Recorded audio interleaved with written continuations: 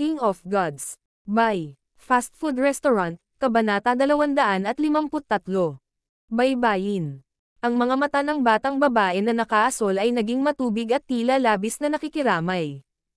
Masama ang loob ng mga nanonood sa kanya at sinabihan si Zhao Feng na ibenta ang maliit na pasang magnanakaw sa babae. Oo naman, 1 bilyong primal na kristal na bato. Tumawa si Zhao Feng. Ang kabataan na kaitim ay mahigpit na ikinuyom ang kanyang mga kamao at galit na tinitigan si Zhao Feng. Kung hindi dahil nasa crossing spaceship sila ay baka umatake na siya. Ang 1 bilyong primal crystal na presyo ni Zhao Feng ay malinaw na walang anumang intensyon na makipagkalakalan. Pinaglalaroan lang niya ang mga ito. Tinger, maghintay hanggang sa makatawid tayo sa River of Rage at pumasok sa Canopy Great Country. Bibili ako ng eksaktong parehong pusa. Tumawa ang matanda na nakasuot ng plainly sa likod ng dalawa. Meow meow. Ang maliit na pas ang magnanakaw ay nagpahayag ng mga ekspresyon ng paghamak habang itinuturo nito ang isang daliri sa langit. Kasunod nito, pinahaba nito ang 2 daliri at inihambing ito. Sinasabi nitong mag-isa lang, wala nang iba. Ang mga tao sa malapit ay malinaw na naiintindihan ang kahulugan nito. Isa lang sa mundo. Hindi kailanman isa pang pareho. Meow meow. Ang munting pas ang magnanakaw ay tumanggo ng buong pagmamalaki bilang tugon sa karamihan. Nakabuka ang panga ng lahat at labis na nagulat. Ang katalinuhan ng pasang ito ay maihahalin tulad sa mga fox beast. Tito Liu, tingnan mo. Ito ay nagsasabi na ito ay nag-iisa sa mundo. Paano mo mabibili ang pareho para sa akin? Ang batang babae na nakaasol ay nagpout at hindi sinasadyang tumingin sa maliit na pas ang magnanakaw, ayaw umalis. Walang magawa ang simpleng nakasuot na elder at ang kabataang nakaitim ay tumitig kay Zhao Feng nang may galit. Hindi nakaimik si Zhao Feng. Sa maikling panahong ito ay nasaktan niya ang 2 grupo ng mga tao. Nais bilhin ng dating grupo ang kanyang Asher Sharp Swallow ngunit lumitaw ang puot matapos silang tanggihan. Nais bilhin ng grupong ito ang kanyang munting pas ang magnanakaw ngunit gustong kunin ito dahil hindi nila ito kayang bilhin. Ha, anong klaseng mundo ito? Hindi maiwasan ni Zhao Feng ang umiling. Kung iisipin ng mabuti, ang dahilan ay dahil akala nila madali siyang mabuli. Siya ay nag-iisa, may mababang paglilinang, at nagmula sa labas ng Canopy Great Country. Ang tingin sa kanya ng lahat ay kababayan, at madaling pantirya. Ang crossing spaceship ay dahan-dahang sumulong. Ramdam ni Zhao Feng ang lamig ni Chi Jiu at Grey Cat Eagle. Sa kabilang grupo, ang kabataang nakaitim ay puno ng galit dahil naramdaman niyang pinahiya siya ni Zhao Feng. Ang simpleng nakadamit na elder sa kalahating hakbang na True Spirit Realm ay kumislap, imposibleng makita ang kanyang iniisip. Kung ang 2 grupong ito ay sabay na umatake pagkababa ko sa barko. Malamig na suminok si Zhao Feng. Tanging ang pilak na buhok na kabataang si Chi Jiu lamang ang maihahambing kay Kang Yuyo. Ang pinakamalakas na tao ay dapat ang nakasuot ng simpleng elder na nakabuo na ng half-step True Spirit Chi. Magagawa pa niyang labanan ang mga normal na cultivator sa True Human rank. Siyempre, naisip ni Zhao Feng na kahit na hindi siya ang kanyang kapareha, maaari niyang tumakas gamit ang kanyang Yin Shadow Cloak at Lightning Inheritance. Munting kaibigan, napakaganda ng pangalan ng pamilyang Overlookong Mist Liu at hindi namin pinipilit ang pakikipagkalakalan, ngunit hindi kami makatitiyak na hindi gagawin ng iba. Kung gusto mo, pwede kang sumama sa aming 3 pansamantala. Iminungkahi ng matanda na malinaw ang pananamit. Tumalon ang puso ni Zhao Feng. Matalino talaga ang matanda. Masasabi niya na ang kasalukuyang sitwasyon ay hindi masyadong maganda para kay Zhao Feng at kung tutulungan niya si Zhao Feng na malutas ito, si Zhao Feng ay may utang sa kanya. Kasabay nito, kinailangan ni Zhao Feng na lumuwag sa pagbebenta ng pusa. Nag-isip ng malalim si Zhao Feng. Hindi siya natakot sa 2 grupong ito. Kahit na hindi siya ang kanilang kalaban ay ligtas siyang naka-atres. Ngunit, magandang bakas ang Overlookong Mist Liu na pamilya. Hindi alam ni Zhao Feng ang lugar at hindi rin kilala ang sinuman. Ni hindi siya sigurado kung aling pamilya ni Liu ang hahanapin niya. Paano kung kayong 3 ay dapat siguraduhin ang kaligtasan ko pagkababa natin ng bangka? Tungkol naman sa kapalit, kung gustong sumama sa iyo ng munting pas ang magnanakaw, hindi ko ito pipigilan. Sagot ni Zhao Feng. Oo naman. Isang masayang ekspresyon ang ipinakita ng matanda na nakadamit ng simple. Sa likod nila ay isang napakalaking pamilya na may mayayamang yaman. Sa katalinuhan ng maliit na pas ang magnanakaw, tiyak na darating sa kanila ang mga mapagkukunang ibinigay. Matapos makipagkasundo ang matanda at si Zhao Feng na simple ang suot, sinabihan ng una ang babaeng nakablo at youth in black. Mabuti. Agad na nagtagumpay si Tio Liu. Masayang sabi ng babaeng nakablo na parang nasa kamay na niya ang maliit na pas ang magnanakaw. Malamig na bumungisngis ang nakaitim na kabataan ngunit hindi nabawasan ang galit sa kanyang mukha. Gamit ang maliit na pas ang magnanakaw bilang linya ng koneksyon, hindi nagtagal ay nakilala ni Zhao Feng ang tatlong tao. Ang simpleng nakadamit na elder na tinawag na Uncle Liu ay isang elder ng overlookang Mist Liu family. Ang babaeng nakaasol ay tinawag na Liu Tinggayo at isang henyo ng mga nakababatang henerasyon ngunit mula sa pagiging layaw na ibinigay sa kanya ni Uncle Liu, masasabi na ang kanyang pagkakakilanlan ay hindi kasing simple ng hitsura nito. Ang kabataang nakaitim ay tinawag na Liu Dong, isang manliligaw ni Liu Tinggayo. Ngumiti si Zhao Feng at naunawaan ang background ng tatlo. Ang overlookang Mist Province na pamilyang Liu ay isang maliit na pamilya sa Canopy Great Country, tulad ng kung paano ang pamilya Zhao ay nasa Cloud Country. Ngunit kahit na ang isang maliit na pamilya ay may elders at half-step true spirit realm. Mula dito, makikita ng isa na ang pagsulong ng paglilinang sa Canopy Great Country ay higit na lumampas sa 13 bansa. Si Zhao Feng ay isang taong dumating sa lungsod mula sa bukid, kaya't siya ay isang kababayan ay makatwiran. Hehe. Inilabas ni Liu Tinggayo ang kanyang merienda at ipinakain sa maliit na pas ang magnanakaw. Ang maliit na pas ang magnanakaw ay may malaking gana at hindi kumain ng normal na pagkain. Hanggang sa naglabas si Liu Tinggayo ng mga primal crystal stone at ilang mahalagang espiritual na table task ay masayang kumain ang maliit na pas ang magnanakaw. Tumawa ang matanda na nakasuot ng simple. Dahil sa katakawan at kasakiman ng mga pas ang magnanakaw sa pera, hindi mahirap linlanggan ito palayo kay Zhao Feng. Sa sandaling ito, malinaw na hindi makakalimutan ni Zhao Feng na tanungin si Liu Tinggayo at ang kumpanya tungkol sa sitwasyon sa loob ng pamilya Liu. Maaari ko bang itanong kung mayroong isang tao na tinatawag na Chengsen sa pamilya Liu? Tanong ni Zhao Feng. Ang kanyang paglalakbay sa Canopy Great Country ay upang mahanap ang taong ito. Ang misyong ito ay nag-ambag kung ang sitwasyon sa loob ng 13 bansa ay maaaring baguhin o hindi. Liu Chengsen.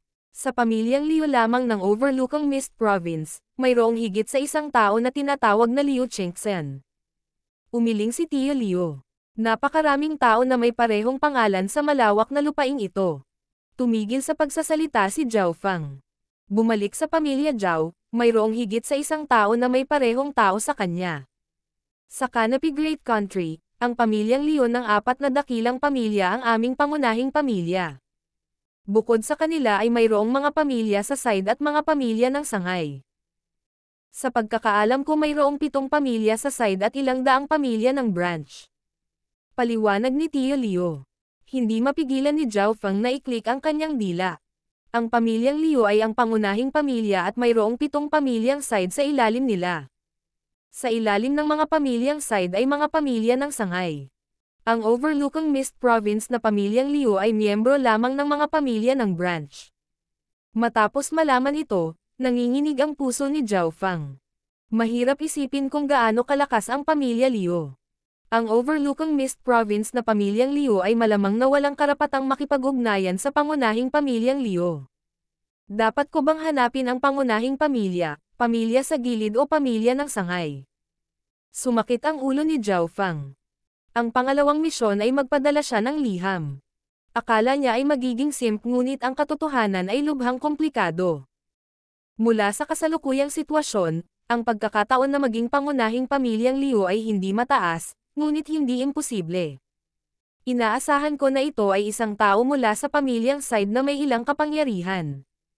Kung siya ay mula sa pamilya ng branch, magiging mahirap iyon. Nagsalubong ang mga kilay ni Zhao Feng. Mayroon lamang 7 side na pamilya ng pamilyang Liu at bawat isa sa kanila ay makapangyarihang puwersa. Ngunit napakaraming pamilya ng branch. Binilang sila ng daan-daan.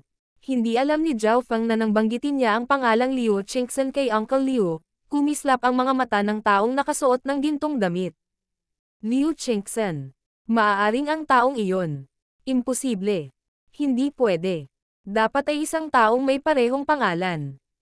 Huminga ng malalim ang taong nakasuot ng gintong damit at umiling. Napakaraming tao na may parehong pangalan.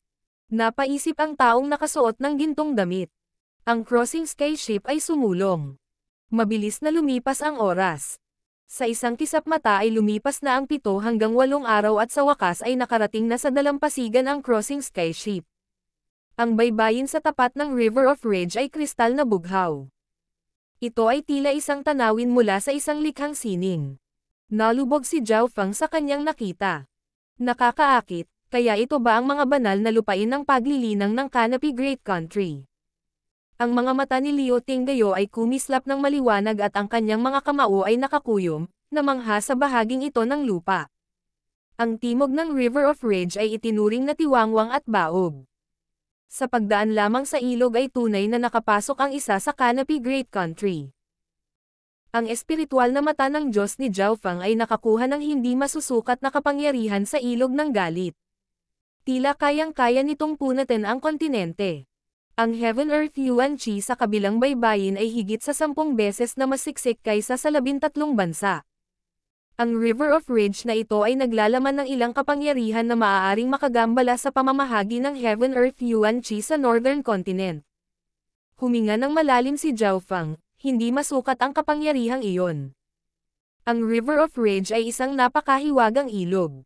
Ang pinakamataas na ranggo na inheritance na Heaven's Legacy Inheritance ay lumitaw dito ilang 10,000 taon na ang nakalilipas at ipinanganak ang River of Rage. Sabi ni Uncle Leon na parang nagkukwento. Heaven's Legacy Inheritance. Isang inheritance na mas mahusay kaysa sa Scarlet Moon Inheritance. Si Liu Tinggayo ay puno ng kuryosidad. Ang Scarlet Moon Inheritance ay nireranggo na 3 sa 4 na Great Inheritance at ang dahilan kung bakit umabot sa ganoong taas ang Scarlet Moon Patriarch. Ang Heaven's Legacy Inheritance ay ang pinakaluma at mahiwagang pamana sa 4.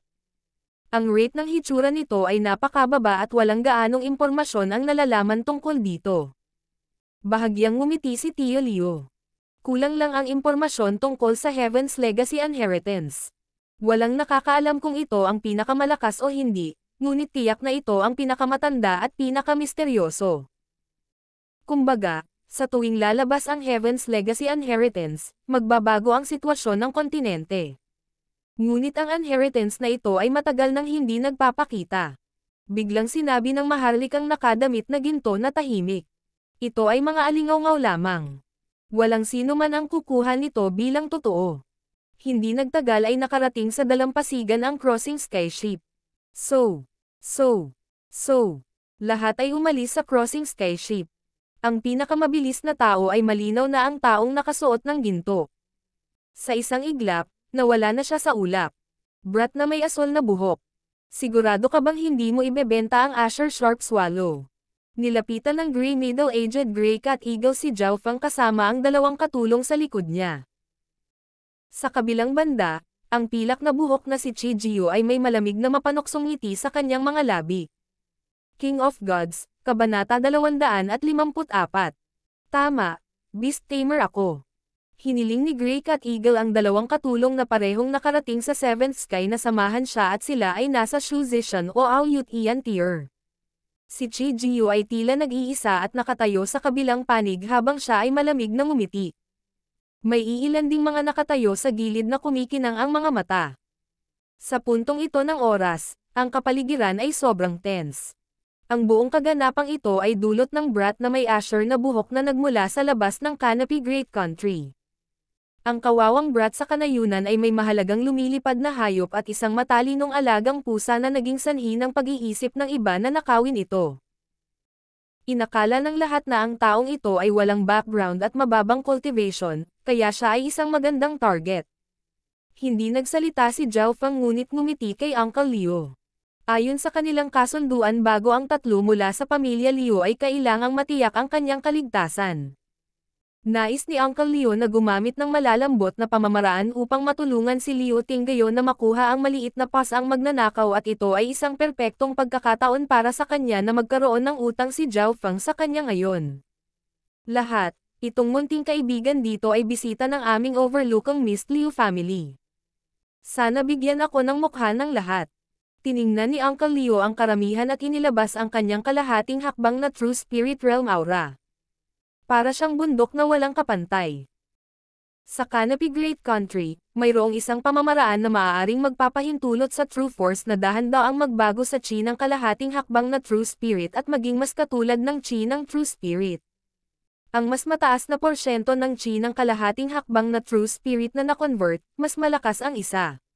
Ayon sa kaalaman ni Zhao Feng, ang kalahating hakbang na True Spirit Realm expert sa 13 countries ay nagkaroon lamang ng 1/20 hanggang 1/10 na na-convert. Gayunpaman, sa Canopy Great Country, ang mga normal na half-step na True Spirit Realm expert ay 20 hanggang 30% ang na-convert, ibig sabihin ay 2 beses silang mas malakas kumpara sa mga nasa 13 bansa. Mabagal ang pagbabalik loob, ngunit kapag mas napagbagong loob, mas mataas ang pagkakataong makapasok sa True Spirit Realm. Kung ang isa ay nag-convert ng 70%, mayroon silang hindi bababa sa 50% pagkakataon na maabot ang True Spirit Realm. Sa sandaling ito, nang ilabas ni Uncle Leo ang kanyang aura, nagbago ang ekspresyon ng Grey Cat Eagle at ng kumpanya. 30 hanggang 40% ang na-convert sa half-step True Spirit Chi. Huminga ng malamig ang ilang tao sa gitna ng karamihan. Ang aura mula sa kalahating hakbang na True Spirit Realm ay nagpabagabag sa iba. Ang Grey Cat Eagle at ang dalawang nasa likuran niya ay nagsimulang huminga ng mas mabilis at puno ng pag-iingat at pag-aalinlangan. Kung protektahan ni Uncle Leo at ng kumpanya si Zhao Feng, wala silang pagkakataong manalo. Ang overlookang Mist Province na pamilyang Liu ay isang maliit lamang na pamilya ng branch. Wala itong kinalaman sa pangunahing pamilyang Liu. Isang malamig na boses ang narinig mula sa gilid. Buong pagmamalaking tumayo si Chi Jiu habang ang kanyang pilak na buhok ay lumulutang sa hangin. Lumitaw ang isang layer ng hamog na nagyelo, na naging sanhi ng pagbaba ng temperatura sa malapit. Dahil sa lamig ay nagbago ang ekspresyon ni Uncle Leo. Nakakunot ang mga kilay ni Liu Tinggayo habang pinapaikot niya ang kanyang True Force para protektahan ang sarili. Maputi ang mukha ni Lindong na nakaitim habang nagpupumilit na lumaban. Chi Jiu, ang kailangan mo lang gawin ay pigilan ang matandang iyon. Ipaubaya sa amin ang natitira at bibigyan ka namin ng 40% ng mga kita. Ang Grey Cat Eagle ay nagpakita ng isang masayang ekspresyon. Ang lakas ni Chi Jiu ay mas malakas kaysa sa inaasahan at nagawang labanan si Uncle Leo. Noong una ay inakala ni Zhao Feng na ang una ay malapit lang kay Kang Yuyu ngunit sa hitsura nito ngayon, may kakayahan siyang makipagbalikat sa kanya. Sky Frost Dominance Feast. Ang kamao ni Qiu Jiu ay nagbigay ng malamig na asol na aura at isang malamig na yelong asol na liwanag ang kumikislap patungo kay Uncle Leo at sa dalawa. Lahat ay umiwas. Bulalas ni Uncle Leo nang lumitaw ang kanyang chi ng kalahating hakbang na True Spirit, na bumubuo ng putik na kulay dilaw na palad. Pang! Binasag ng palad ang pag-atake ni Chi Jiu at durog pasulong. Bahagyang umatras ang figure ni Chi Jiu habang siya ay naging malamig na anino na galit na umatake kay Uncle Leo. Ang Chi Jiu na ito ay may hindi kapani-pani walang kapangyarihan at ang kanyang opensa ay malapit kay Kang Yuyo samantalang ang kanyang depensa ay mas malakas pa. Sa pangkalahatan, mas malakas siya kaysa kay Kang Yuyo kung hindi naiintindihan ng huli ang binhi ng layunin ng espada. Napabuntong hininga si Zhao Feng sa kanyang ulo. Sa mga tuntunin ng edad, si Chi Jiu ay mas matanda sa paligid ng 4 hanggang 5 taon kaysa kina Zhao Feng at Kang Yuyo. Matapos mapatatag ang Seed of Sword Intent ni Kang Yuyo, lalago ang kanyang lakas sa isang bagong antas. Atake. Bulalas ng Grey Cat Eagle at pinangunahan ang dalawang katulong sa 7th Sky patungo kay Zhao Feng. Hindi naman masama ang lakas ni Liu Tinggayo at kaya niyang hawakan ang 7th Sky ng mag-isa. Si Lindong, gayunpaman, ay nakaramdam ng bahagyang problema habang nakaharap sa kabilang 7th Sky. Brat na may asol na buhok, kung ibibigay mo ang Asher Sharp Swallow ngayon at putulin ang iyong mga kamay at paa, iisipin kong hayaan kang mabuhay. Isang brutal na ngiti ang lumitaw sa mukha ni Grey Cat Eagle. Sa pagpigil ni Chijio kay Uncle Liu, silang tatlo sa Seventh Sky ay higit pa sa sapat upang ibagsak si Zhao Feng at ang kumpanya. Hihihi, ganun ba? Handa akong ibigay ang Asher Sharp Swallow, ngunit hindi ko alam kung may kakayahan kang tanggapin ito o wala. Binigay ni Zhao Feng ang kanyang mga braso at sumipol, inutusan ang Asher Sharp Swallow na bumaba. Bahagyang huminto ang Grey Cat Eagle. Ngunit sa sumunod na sandali, ang Asher Sharp Swallow ay naging blur na halos hindi makita ng mata na bumaril patungo sa Grey Cat Eagle. Shoo! Isang madugong sugat ang naiwan sa balikat ni Grey Cat Eagle. Kung hindi dahil umiwas siya sa oras at pinrotektahan ang sarili sa True Force, nahati na siya sa kalahati. Ang mga balahibo ng Asher Sharp Swallow ay lubhang manipis, at idinagdag sa katotohanan na ang katawan nito ay magaan, ito ay mahusay sa parehong mahusay sa bilis at opensa. Sa makatuwid, ang Grey Cat Eagle ay nasugatan sa sneak attack na ito. Bastos. Ang Grey Cat Eagle ay umungal at sumugod patungo sa Asher Sharp Swallow, sinusubukang sakupin ito. Gayunpaman, ang Asher Sharp Swallow ay isang hayop sa Seventh Sky na ang bilis ay pinakamataas na antas. Ganoon ba kadaling talunin? Sa ilalim ng kontrol ni Zhao Feng, ang Asher Sharp Swallow ay kumikislap sa himpapawid ng panapanahon at lumipad sa mga mahiwagang ruta, na pinipilit na bumalik ang Grey Cat Eagle. Nagulat ang mga nanonood sa malapit nang magsimula silang mag-usap. Maaaring ang brat na ito ay isang bihirang beast tamer. Ang beast tamer ay isang bihira at malugod na tinatanggap na trabaho sa Canopy Great Country.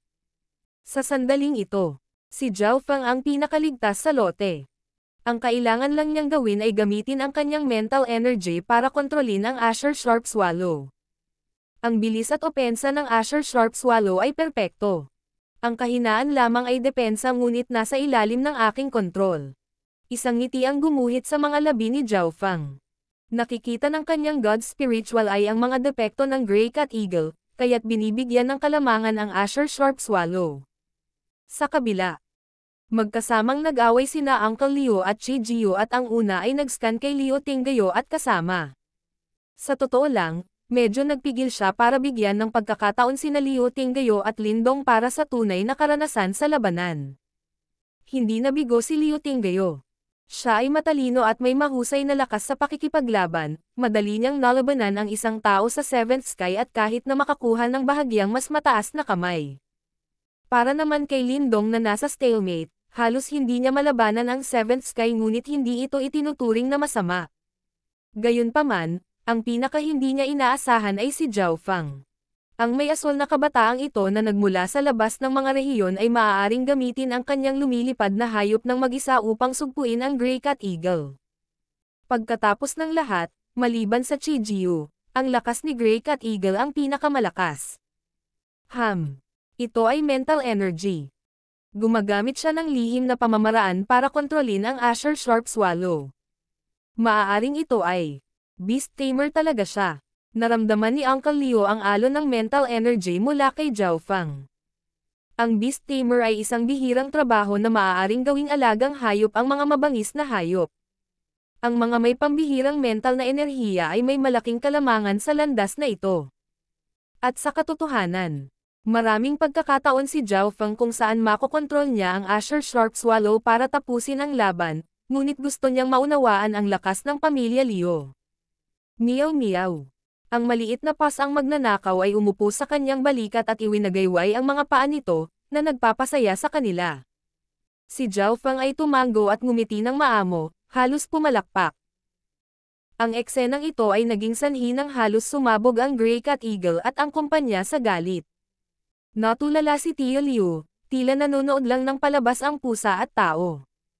Hahaha, ang munting paws ang magnanakaw ba ay nagyaya para sa akin? Puno ng kagalakan si Liu Tinggayo at lalo pang nagsikap, pinilit ang kanyang kalaban na umatras. Hindi niya nakita ang mapaglarong ekspresyon ng maliit na magnanakaw na pusa. Gago itong pusa at tao. Nanunood lang sila ng palabas at walang ginagawa. Galit na galit si Lindong ngunit wala siyang magagawa. Mayroon na siyang masamang opinyon kay Zhao Fang. Halos hindi niya mapigilan ang Seventh Sky na tao. Kung tutulungan siya ni Zhao Fang, mababago man lang nila ang sitwasyon. Ngunit hindi nagpakita ng anumang senyales ng pagsali ang dalawa. Ang labanan ay tumagal ng ilang sandali at si Lindong ay hindi na makatagal. Oras na. Tumanggo si Uncle Leo at ang kanyang chi ng kalahating hakbang na True Spirit ay biglang tumaas nang magsimula siyang mag-counterattack.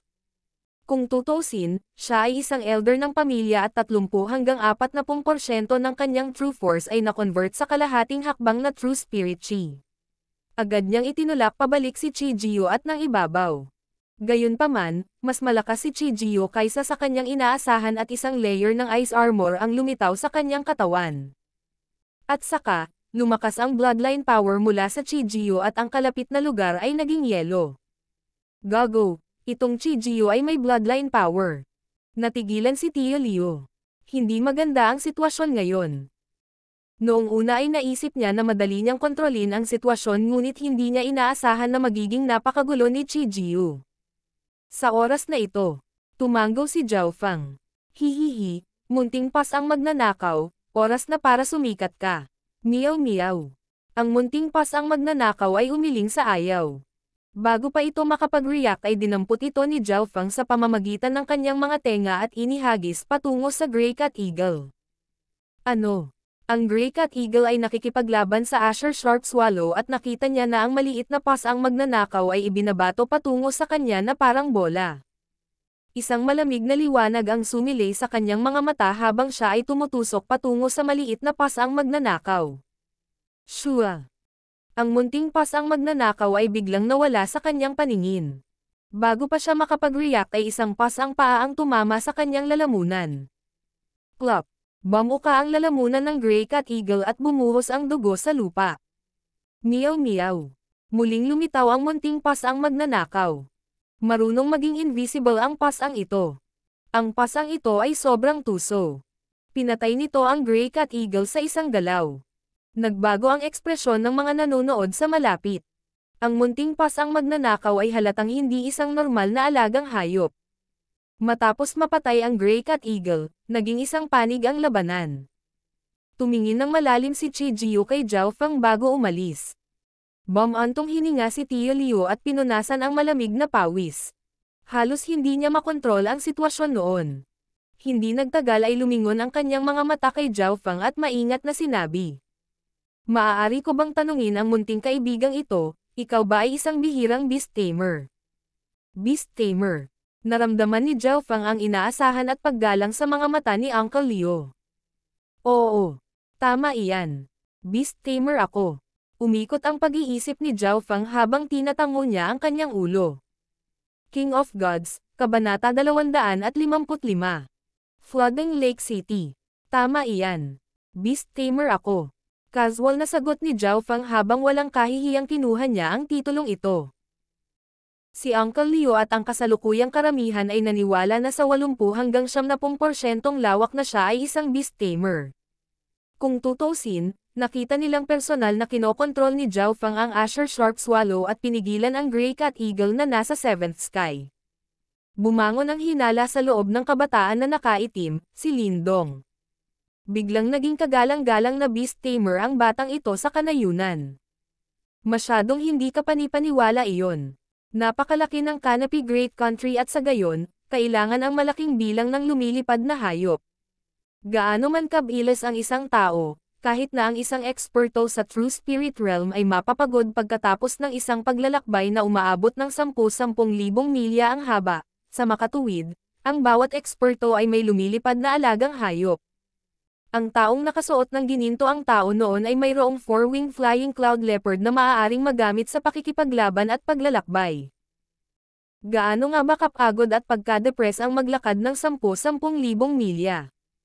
Sa lahat-lahat, ang mga lumilipad na alagang hayop ay bihira sa Canopy Great Country at pinagawayan sa ilang lugar. Nangangahulugan ito na ang mga beast tamer ay lubos na tinatanggap sa Canopy Great Country, gayunpaman, nakalulungkot na ang mga taong may ganitong trabaho ay masyadong mababa.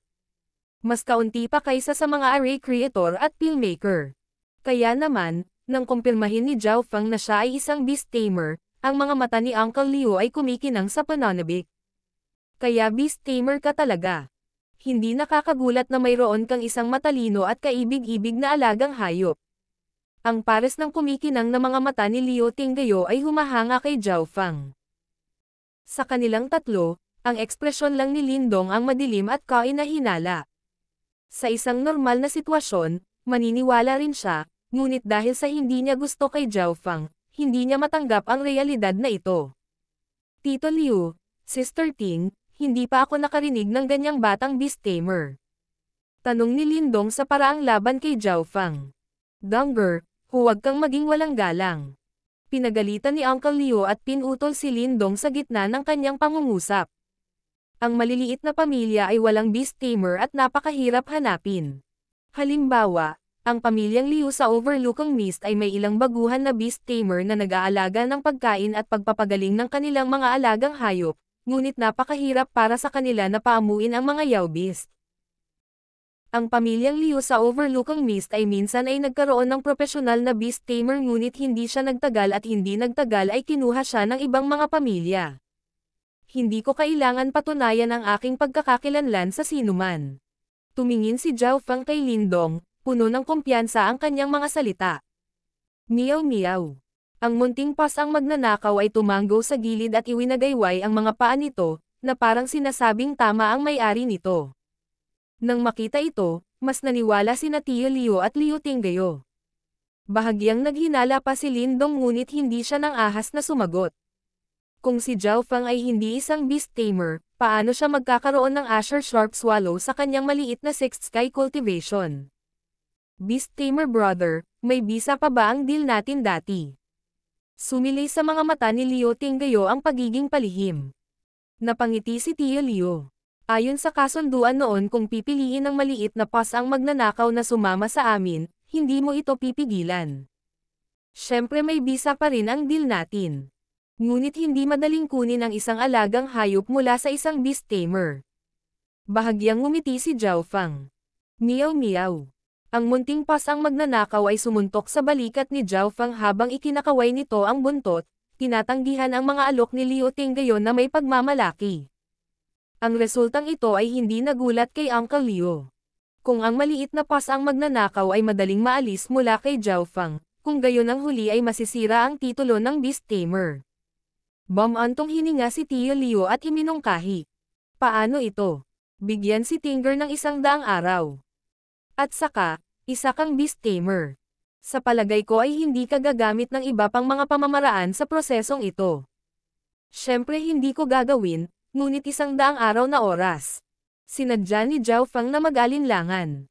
Hanggang ngayon, kalahati pa lang ng kanyang gawain ang natapos.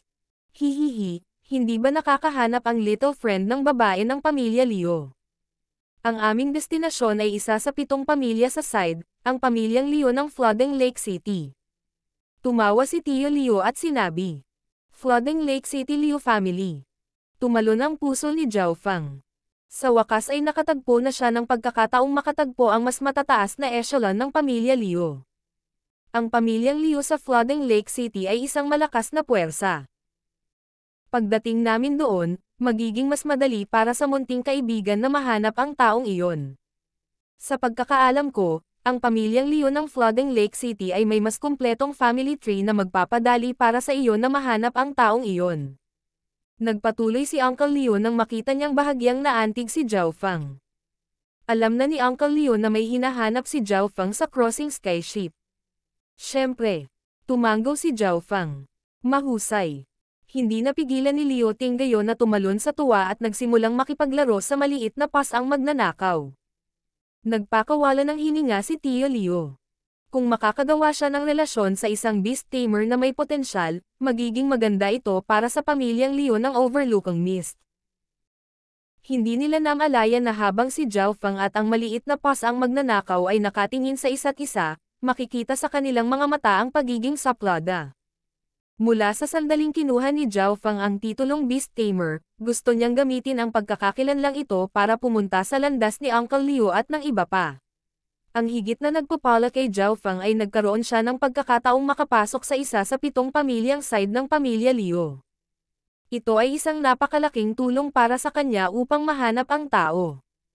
Dahil dito, binigyan ni Zhao Feng ang maliit na pas ang magnanakaw ng 100 mababang gradong primal na kristal na bato para sa tulong nito.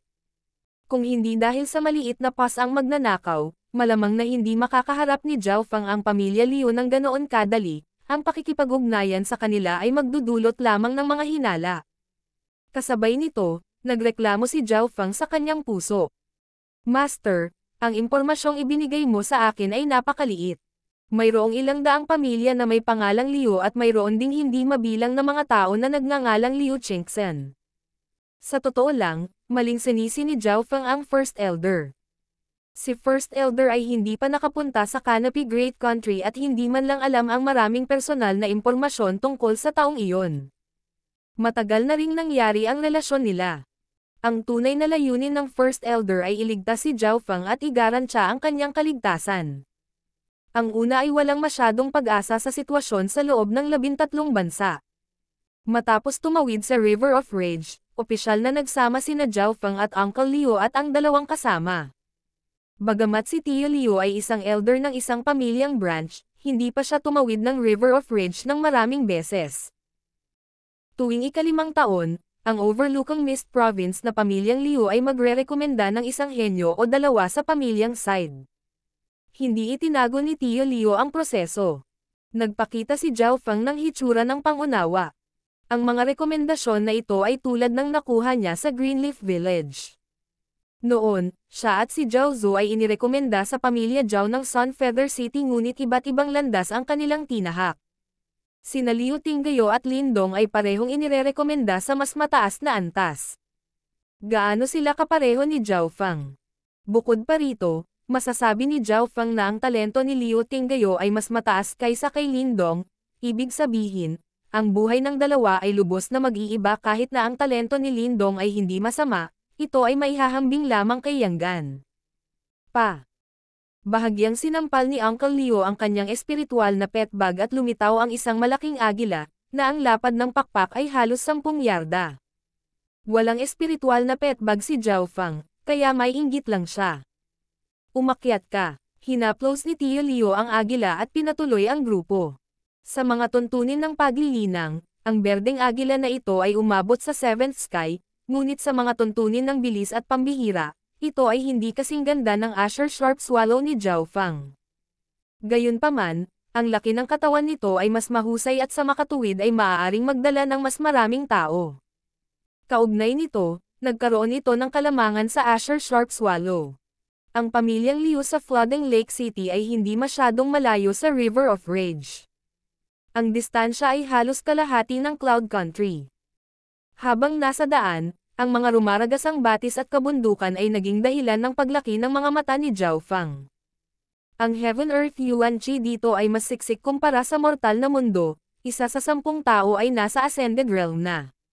Sa kalangitan, paminsan-minsan ay may lumilipad na mga hayop at figure ng ilang eksperto sa True Spirit Realm. Hindi ito nakita ni Uncle Liu na kakaiba. Ang mga normal na eksperto sa True Human Rank ay makikita kahit saan. Ang mga nasa itaas lang ng True Human Rank ang bihira. Maaaring baliktarin ng True Lord Rank ang mga ulap gamit ang kanilang mga kamay at lahat sila ay mga dominanteng figure. Makalipas ang ilang araw, pumasok ang berdeng agila sa isang lugar na may lawa. Medyo sikat ang flooding lake sa Canopy Great Country. Mayroong ilang 12-dosenang paksayon at pamilya dito na mataas ang ranggo. Ang espiritual na mata ng Diyos ni Zhao Feng ay nag-scan sa lugar na ito at nalaman na ang Heaven Earth Yuan Chi ay mas dalisay at ang mga pagkakataon ng mga mahalagang mapagkukunan na lumitaw ay mas mataas. Sa Flooding Lake City, ang Liu side family ay isa sa 3 pinakamalakas na puwersa. Diretso lang ang Flooding Lake City. Ilang beses nang nakapunta rito si Tio Liu at nagpaliwanag kay Zhao Feng. Sa totoo lang, nakita na ng God Spiritual Eye ni Zhao Feng ang Flooding Lake City sa unahan. Nakita pa niya ang istruktura nito. Ang buong Flooding Lake ay nabuo ng hugis puso. Ang bahaging nakakurba paloob ay halos nasa gitna ng lawa. Ang Flooding Lake City ay nasa gitna ng isla. Sa sandaling lumipad ang berdeng agila sa Flooding Lake City, naging tahimik at maingat si Uncle Liu at ang kanyang mga kasama. May mga paminsan-minsang malakas na aura na kabilang sa mga nasa kalahating hakbang na True Spirit Realm o True Human Rank na lumipad sa ibabaw ng Flooding Lake City. Sa kanyang God Spiritual Eye, hindi maiwasan ni Zhao Feng na siyasatin at ikumpara ang mataong lugar na ito sa 13 bansa. Ang huli ay talagang isang kanayunan. Ang Flooding Lake Leon na pamilya ay matatagpuan sa silangang bahagi ng lungsod at namamahala sa isang malaking halaga ng lupa. Mayroong panuntunan sa pagpasok sa Flooding Lake City. Ang malalaking lumilipad na hayop ay kailangang itago sa loob ng spiritual pet bag. Hindi sila pinayagan sa loob ng lungsod. Tahimik na inalis ni Uncle Leo ang agila at bumaba sa lupa, pasulong patungo sa lungsod. Bahagyang nanlumo si Zhao Feng. Wala siyang spiritual pet bag at hindi niya kayang bilhin ito. Tumigil ka. Lumipad ang ilang gwardya at hinarang si Zhao Feng. Ang kanyang Azure Sharp Swallow ay itinuturing na isang malaking lumilipad na alagang hayop dahil ito ay ilang yarda ang haba at makakaistorbo sa iba sa loob. Maraming mga gwardya sa himpapawid na nakaupo sa mga lumilipad na hayop, ang kanilang lakas ay mula sa 5th sky hanggang 7th sky kasama ang mga pinuno na umabot sa kalahating hakbang na True Spirit Realm. Si Zhao Feng ay may dalawang pagpipilian. Iwanan ang Azure Sharp Swallow sa labas. Ngunit ang pagpipiliang ito ay nangangahulugan na ang ibang mga eksperto ay maaaring nakawin ito. Ikalawa, isuko ang pagpasok sa loob ng lungsod. King of Gods, Kabanata 256. Umayos ka, napabuntong hininga si Zhao Feng. Ito ang unang pagkakataon niya rito at wala siyang alam at hindi rin siya pamilyar sa mga lupain. Kaya't maaari lamang niyang iwanan ang Azure Sharp Swallow sa labas. Nagpasya siyang iwanan ang Azure Sharp Swallow sa himpapawid at maaari lamang itong bantayan gamit ang kanyang God Spiritual Eye. Sa oras na ito ay nagsalita si Uncle Leo. Mga mahal kong Ginoo, ayon sa mga patakaran ng bawat lungsod, pinapayagan ang Beast Tamers na dalhin ang kanilang mga alagang hayop sa loob ng lungsod. Sa anumang mundo, gaano man kahigpit ang mga patakaran, palaging may kakaunting bilang ng mga tao na may espesyal na awtoridad. Halimbawa, kapag naabot ng isa ang True Lord rank, kung gusto nilang sumakay sa lungsod kasama ang kanilang mga alagang hayop, walang makakapidyo sa kanila. Ang mga patakaran ay walang halaga sa kanila. Ang Beast Tamers ay isa ring espesyal na grupo ng mga tao dahil napakababa ng bilang nila sa loob ng Canopy Great Country. Higit pa rito, ang Beast Tamers ay kadalasang mayroong mas maraming beast at maaaring hindi sapat ang bilang ng mga spiritual pet bag. Sa makatuwid, ang bawat lungsod ay mag-aalaga sa kanila. Beast Tamer. Ang nangungunang bantay sa kalahating hakbang na True Spirit Realm at may kaina-hinalang tumingin kay Zhao Feng. Hindi rin siya pinaniwalaan ng ibang mga guard. Ang Flooding Lake City ay isang napakalaking lungsod sa Canopy Great Country at halatang maraming Beast Tamers sa loob ng lungsod, ngunit lahat ng Beast Tamers na ito ay may ilang katanyagan at nakilala sila ng mga gwardya. Ang isang mata na Azure na buhok na kabataan sa harap nila ay mukhang kaina-hinala at masama. Kahit anong tingin nila dito, hindi siya mukhang isang Beast Tamer. Hahaha, kailan pa nagkaroon ng kabataang Beast Tamer ang lugar ng Flooding Lake? Ang isang ito ay gustong matuto ng kaunti. Isang masiglang tawa ang tumunog. Nang matapos ang pangungusap, lumipad ang isang lilang nakabaluti na kabataang nakasakay sa isang dalawang ulo na pulang ibon. Young Master Liu. Leader Liu. Binati ng mga gwardya ang bagong dating na may magalang na ekspresyon. Ang batang ito na nakasuot ng purple ay nasa kalahating hakbang din na True Spirit Realm, ngunit ang kanyang aura ay mas malakas pa kaysa kay Uncle Leo. Ang kanyang True Spirit Chi ay umabot na sa 60%. Bahagyang naantig si Zhao Feng. Si Uncle Leo ang agad na nakilala ang kabataang ito. Young Master Liu. Ang nakabaluting kabataan na nakasuot ng kulay ube ay nag-inspection kay Uncle Leo at naramdaman na medyo pamilyar sila. Ikaw. Sinabi agad sa kanya ni Tio Leo ang kanilang pagkakakilanlan. Oh, ito pala ang branch family mula sa overlookang Mist Liu family. Muntik ko nang makalimutan. Panahon na ng taon para ipadala ng pamilya ng sangay ang kanilang mga rekomendasyon. Sa wakas ay naalala ni Young Master Liu Yuan. Noong nakaraan, nang ipadala ni Tio Leo ang mga disipulo ng pamilya ng sangay sa pamilyang Leo ng Flooding Lake, nakita niya ang Young Master na ito. Sa pamamagitan ng pagpapakilala, nalaman ni Zhao Feng na ang young master na ito na si Liu Yuan ay ang stepson ng head ng Liu family at namumukod tangi sa mga nakababatang henerasyon. Ito si Zhao Feng, isang beast tamer na kakakilala ko lang na sumama sa amin sa Flooding Lake City. Ipinakilala ni Tio Liu si Zhao Feng. Ang young master na si Liu Yuan ay mahinang tumango, hindi binibigyang halaga si Zhao Feng bilang isang beast tamer. Sa panahong ito, labis na tinatanggap ang beast tamers at may mga kaso ng mga taong nagpapanggap na isa. Isang karangalan ko na makilala ang isang batang beast tamer. Nagkataon na parang napakagulo ang ugali ng dalawang-headed flaming ridge bird ko. Maaari bang tumulong si beast tamer Zhao ng kaunti o dalawa? Sa sandaling matapos ang mga salita ni Liu Yuan, ang dalawang ulong flaming ridge bird sa ibaba niya ay tumili at isang alon ng apoy ang lumitaw. Si Liu Yuan ay pinilit na umalis sa likod ng dalawang ulo ng flaming ridge bird. Malamig na tumawa si Zhao Feng sa kanyang puso. Ang Liu Yuan na ito ay isang aktor na sadyang nagpagalit sa dalawang ulo ng flaming ridge bird upang magdulot ng gulo sa kanya. Nakikita ng lahat na ang timing ng mga ibon na nagagalit na sandali ay masyadong nagkataon. May gustong sabihin si Uncle Liu at ang mga kasama ngunit pinigilan nila ang kanilang mga sarili. Kung tutuusin, kung si Zhao Feng ay isang tunay na beast tamer, ang mga pang-araw-araw na problemang tulad nito ay dapat na malulutas. Higit pa rito, gusto nilang makita ang beast taming powers ni Zhao Feng. Oo naman. Gayunpaman, hindi ko ito ginagawa ng librera. Mahinahong sabi ni Zhao Feng habang sinusulyapan ang galit na ibon. Isang gantimpala. Huminto ang lahat. Ang Zhao Feng na ito ay hindi madaling pakitunguhan ngunit ang tunay na beast tamers ay hindi rin. Hanggat maaari mong patahimikin ang aking maliliit na pulang apoy, matutugunan ko ang anumang pangangailangan. Tiwalang sabi ni Liu Yuan. Agad namang tinanong ni Zhao Feng si Liu Yuan na tumulong sa paghahanap ng isang babae ng pamilya Liu. Walang problema. Walang pag-aalinlangan na sabi ni Liu Yuan. Ang kanyang maliit na pulang apoy ay naging galit sa kanyang kalooban. Kung talagang mapatahimik ito ni Zhao Feng, ipapakita nito ang kanyang tunay na kakayahan. Higit pa rito, ang isang beast tamer ay isang tao na kahit na ang pamilyang Liu ng Flooding Lake ay kailangan para magkaroon ng magandang relasyon. Ang mga normal na pangangailangan ay madaling matugunan. Tumango si Zhao Feng at dahan-daang lumakad patungo sa dalawang ulong flaming ridge bird. Ang dalawang ulong flaming ridge bird ay nagpakpak ng mga pakpak nito at ang dingding ng apoy ay tumaas, na parang nagpapakita kay Zhao Feng. Kumalma ka. Kumilos ka. Ngumiti si Zhao Feng at inabot ang isang daliri at inikat ito ng pabilog.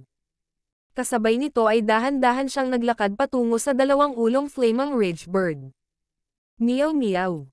Ang maliit na pasang magnanakaw ay lumitaw din sa balikat ni Zhao Feng at inilabas ang mga ngipin nito patungo sa dalawang ulo na flaming ridge bird. Ang huli ay nanigas at hindi gumagalaw. Ang daliri ni Zhao Feng na gumuguhit ng mga bilog ay tila naglalaman ng mahiwagang kapangyarihan na makapagpapakalma ng mga tao. Tila may epekto rin ang mga kilos ng munting pasang magnanakaw. Ang tao at pusa ay ligtas na nakarating sa harap ng dalawang ulo na flaming ridge bird. Kumalma ka. Kumilos ka. Inabot ni Zhao Feng at hinaplos ang ulo ng dalawang ulo na flaming ridge bird. Ang eksenang ito ay nabigla sa lahat ng nasa malapit. Sa harap ng dalawang ulo na flaming ridge bird, ang figure ni Zhao Feng ay parang dwarf kumpara dito. Ngunit gumamit siya ng isang simpleng taktika para pakalmayan ang ibon at ang huli ay napakatahimik. Nagulat si Liu Yuan at agad na sumipol. Ngunit ang dalawang ulong flaming ridge bird ay bahagyang nanginig at walang anumang halatang reaksyon. Sa oras na ito ay nakatayo si Zhao Feng sa ibabaw ng ibon. Walang sino man ang makakatayo ng ligtas sa maliliit na pulang apoy pabalik nang wala akong allowance. Ang beast tamers lang ang makakagawa nito.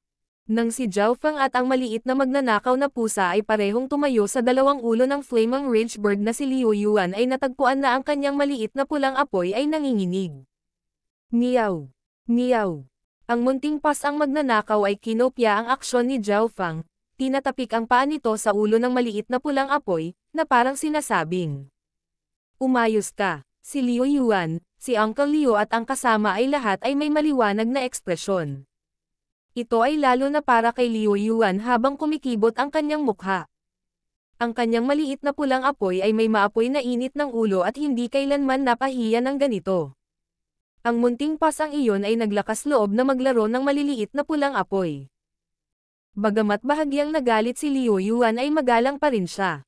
Si Master Zhao ay talagang nakikihalubilo sa mga hayop. Ang isang ito ay makakatugon sa iyong kahilingan kapag bumalik ako sa pamilya.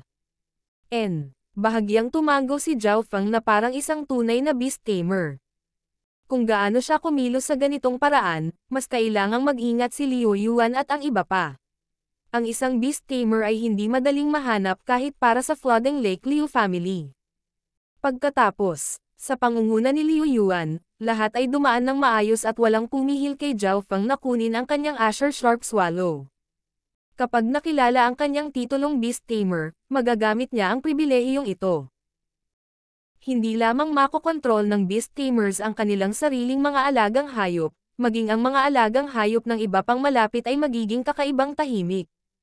Pagkatapos noon, si Zhao Feng at ang iba pa ay pumasok sa Flooding Lake Liu family bilang mga bisita. Si Uncle Leo at ang iba pa ang tumanggap ng mas mabuting pagtrato dahil kay Zhao Feng. Ang Flooding Lake Liu family ay nagpadala pa ng elder sa True Spirit Realm para pagsilbihan si Zhao Feng. Binati ng elder na ito si Zhao Feng at nangakong ibibigay ang pinakamataas na pagtrato kay Zhao Feng. Ang pinakamataas na pagtrato ay halos ang pagtratong natanggap ng Glorious Elders. Karaniwang kailangang nasa True Spirit Realm ang Glorious Elders para matanggap ang pinakamataas na pagtrato na ito. Pwede mo ba akong bigyan ng oras para makapag-isip? Bahagyang tumango si Zhao Feng ngunit hindi agad pumayag. Ang pinakamahalagang gawain niya ngayon ay ang tapusin ang misyon ng kanyang master. Naalala rin niya na ang taong ito ay tutulong sa pag-aayos sa kanya kapag natanggap nila ang liham. Ngunit kung malalaman ni First Elder na si Zhao Feng ay may potensyal na maging isang pinakamataas na pagtrato na panauhin ng isang malaking pamilya sa Canopy Great Country, malamang nasasabihin niya sa kanya na agad na pumayag at huwag magpadala ng ilang sulat. Ang intensyon ng First Elder ay maging maayos si Zhao Feng sa Canopy Great Country at ang sulat na iyon ay isang koneksyon lamang. Gayunpaman, ang pagiging isang pinakamataas na pagtrato na panauhin ay may mas magandang pagtrato kaysa sa mga core disciples. Hindi na kailangan ni Zhao Feng ng mga koneksyon. Ang pagtanggap sa kanyang Peking Beast Tamer title ay higit na lumampas sa inaasahan. Ito ay isang bagay na hindi pinaniwalaan ni Zhao Feng. Pero halata naman. Hindi alam ni Zhao Feng ang tunay na intensyon ng kanyang master at naisip lamang niyang ipadala ang sulat sa tunay na may-ari. Ito ay isang Flooding Liu token. Sa pamamagitan nito, maaaring makapasok si Brother Zhao sa teritoryo ng Flooding Lake Liu na pamilya nang walang mga paghihigpit. Ang elder sa True Spirit Realm ay hindi nagulat o nalungkot. Sa halip, binigyan niya ng token si Zhao Feng. Flooding Liu token. Hindi napigilan ni Tio Leo na magpakita ng naiinggit na tingin. Ang Beast Tamers ay napakabihira sa Canopy Great Country at mga trabahong pinaglabanan ng mga puwersa. Ang Flooding Liu token na ito ay kumakatawan sa pagkakakilanlan ng marangal na panauhin ni Zhao Feng. Sa ganitong tanda, magiging mas maayos ang mga aksyon ni Zhao Feng sa lugar ng Flooding Lake. Nang matapos ang talakayan ni Zhao Feng ay si Uncle Leo at ang kanyang kumpanya. Lumapit kayong dalawa at subukan ang inyong talento. Tinanaw ng elder sina Liu Tinggayo at Liu Dong ng mahina at sinabing walang pakialam. Tinger, pumunta ka. Puno ng pag-asa at kaba si Tio Leo. Ang True Spirit Realm Elder ay hindi kumuha ng anumang pagsubok na item. Sa halip, ipinikit niya ang kanyang mga mata at dinama ang pulso ni Liu Tinggayo. Bloodline Inheritance, ito ang bloodline ng aming ninuno ng pamilyang Liu. Bulalas ng matanda. Isang malabong berdeng kulay na dugo ang lumitaw sa balat ni Liu Tinggayo na parang esmeralda. Bihira ang mga bloodline kahit sa Canopy Great Country. Higit pa rito, ang bloodline ni Liu Tinggayo ay ang mga ninuno ng pamilya Liu. Nabalisa nito ang mga nakatataas na echelon ng pamilya Liu. Nagtagumpay sina Liu Tinggayo at Liu Dong na makapasok sa pamilyang Liu ng Flooding Lake at nagkaroon ng pagkakataong maging isda mula sa mga carp. Nang masaksihan ang eksenang ito, Naalala ni Zhao Feng nang pumasok sila ni Zhao Zhou sa pamilya Zhao. Nang gabing iyon, nanatili si Zhao Feng sa isang guest room sa loob ng pamilya Liu. Ibinigay din ni Liu Yuan ang isang booklet kay Zhao Feng na naglalaman ng listahan pagkatapos ng listahan ng impormasyon. Ang mga pangalan sa booklet ay pawang Liu Qingxen. Hindi maiwasan ni Zhao Feng na humanga sa kahusayan ni Liu Yuan. Oh, oo nga pala, nakalimutan kong sabihin kay Master Zhao na ang anak ng Flooding Lake City Lord ay pinangalan ng Liu Qingxen. Sabi ni Liu Yuan matapos mag-alinlangan sa loob ng ilang panahon. Oh, hindi ito pinansin ni Zhao Feng dahil napakaraming tao na may parehong pangalan. Ang pangunahing punto ay ang Liu Qingxen na ito ay naghahanap ng asawa sa pamamagitan ng sparring. Nagpatuloy si Liu Yuan habang lumalabas ang pawis sa kanyang ulo.